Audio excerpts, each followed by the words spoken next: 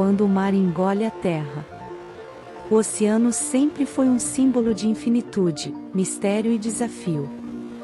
Ao mesmo tempo em que sustenta a vida, ele também testa os limites humanos de resistência e sanidade. No dia 15 de março de 2025, o mundo conheceu um caso que parece saído das lendas marítimas. Um pescador peruano, dado como desaparecido, foi encontrado com vida após passar 95 dias à deriva no imenso Oceano Pacífico. A história foi divulgada pela agência estatal peruana Andina e logo ecoou pelo mundo. Mas para entender a magnitude dessa sobrevivência, é preciso mergulhar profundamente, mais fundo do que as próprias águas que quase levaram sua vida. O protagonista, um homem do mar. Embora o nome do pescador não tenha sido imediatamente divulgado, informações indicam que ele é um homem simples, originário de uma das muitas comunidades pesqueiras do norte do Peru, onde o mar é tanto fonte de sustento quanto companheiro diário. Como tantos outros trabalhadores do mar, ele não era um aventureiro ou esportista de elite. Era um homem comum, com um barco comum, acostumado a lançar redes, enfrentar chuvas e conviver com a instabilidade das marés. Esse detalhe torna sua sobrevivência ainda mais impressionante. Não havia equipamentos de ponta, não havia mantimentos preparados para longas jornadas. Apenas ele, seu instinto, e a vastidão líquida do Pacífico. O desaparecimento, quando o horizonte some. Segundo os relatos iniciais, o pescador saiu para uma jornada comum de pesca, como tantas outras, a bordo de sua pequena embarcação artesanal. Em algum momento, por razões ainda investigadas, provavelmente uma combinação de falha no motor, correnteza traiçoeira e tempestades repentinas, ele foi levado mar adentro. O que seria uma saída de poucas horas transformou-se em uma ausência de dias. Comunidades costeiras, colegas de pesca e autoridades iniciaram buscas que, com o passar do tempo, foram sendo gradualmente abandonadas. Após algumas semanas, ele foi dado como desaparecido e, extraoficialmente, como morto. Mas ele estava vivo. Lutando. Flutuando.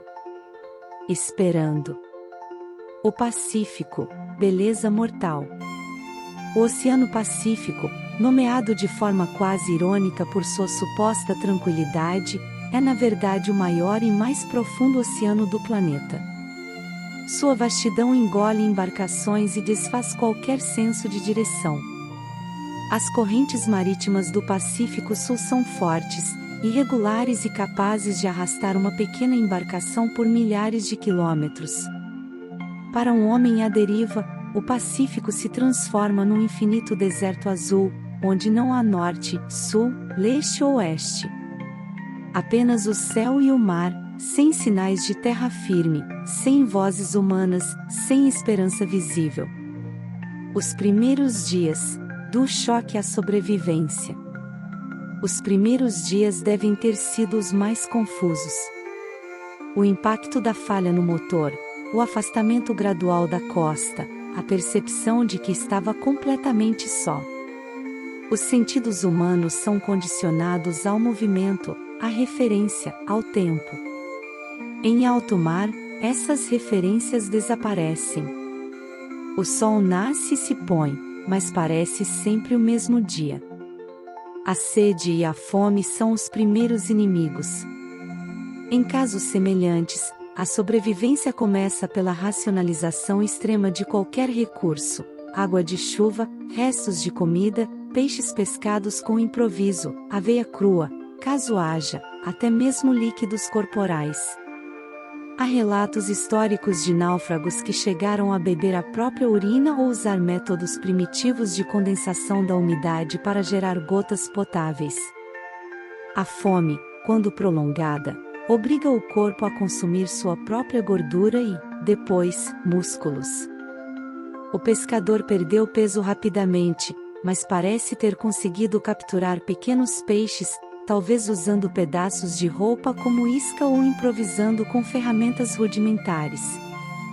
O conhecimento do mar, herdado de gerações de pescadores, deve ter sido vital.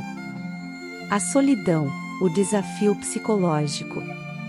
Talvez o mais temido dos inimigos não tenha sido a fome ou a sede, mas o isolamento extremo. O ser humano é social por natureza. Ficamos inquietos em casa após 2 dias sem contato externo. Imagine 95 dias sem uma única voz humana. O silêncio do mar, interrompido apenas por aves ocasionais ou o som das ondas, pode se transformar em um campo de batalha mental. Alucinações, confusão temporal, perda da noção de realidade, desesperança. Esses são sintomas comuns em situações de isolamento absoluto. O pescador precisou não apenas sobreviver fisicamente, mas preservar sua mente, o que talvez tenha sido a maior façanha. O que ele pensava? Em sua família? Em voltar? Em como ninguém o encontraria? É possível que tenha falado sozinho, gritado para o céu, rezado, ou simplesmente mergulhado num silêncio protetor. Alimentação e hidratação, técnicas de sobrevivência. Em alto mar, o sal é abundante, mas a água potável é um milagre raro. Chover no oceano não é frequente o suficiente para garantir hidratação. Sobreviver depende de uma combinação de improviso, sorte e conhecimento tradicional. Talvez o pescador tenha recolhido água da chuva com recipientes improvisados. Alguns náufragos usam pedaços de lona ou plástico para condensar o vapor d'água ao sol e recolher pequenas quantidades de água pura. Se havia objetos como galões, baldes ou lonas a bordo, isso pode ter salvado sua vida. Alimentar-se de peixe cru também garante água e proteína ao mesmo tempo. É possível que ele tenha usado um pedaço de linha ou corda como anzol, improvisando com ganchos metálicos, ossos ou espinhos. Os dias intermináveis, a noção de tempo em suspensão. Como contar os dias no mar? Sem calendário, sem rádio, sem celular, o tempo se dilui. O nascer e o pôr do sol tornam-se rituais sagrados, é o que separa um ciclo do outro. Mas depois de semanas, a mente se perde.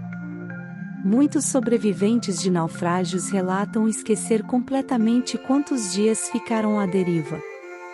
O pescador peruano, ao ser resgatado, provavelmente não sabia se haviam se passado 30, 60 ou 100 dias. A noção de tempo se distorce. O corpo entra em modo de sobrevivência, e a mente se agarra a qualquer pensamento que a mantenha firme. Talvez ele tenha contado os dias riscando marcas em madeira. Talvez tenha apenas confiado em sua fé. O resgate, luz no horizonte. O resgate ocorreu após 95 dias, quando uma embarcação comercial avistou o pequeno barco à deriva. Detalhes do resgate ainda estão sendo apurados, mas sabe-se que ele foi recolhido em estado de extrema fraqueza, mas vivo. O momento do resgate deve ter sido um renascimento. Após meses de silêncio, ver outro ser humano, ouvir uma voz, tocar uma mão, são gestos que se tornam sagrados. Há relatos de pessoas que choram, desmaiam ou entram em estado de choque ao serem salvas depois de longos períodos de isolamento. Recuperação e impactos pós-traumáticos. Fisicamente, o pescador enfrenta uma longa jornada de recuperação nutricional e médica. O corpo desnutrido precisa de reintrodução lenta de alimentos.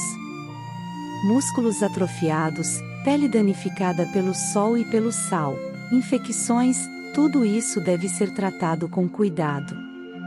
Mas o desafio maior pode ser psicológico. Muitos sobreviventes de experiências extremas desenvolvem TEP, transtorno de estresse pós-traumático, insônia, crises de ansiedade, medo de água, e isolamento social. A reintegração à vida normal pode ser lenta e dolorosa. O símbolo: um homem, muitos significados.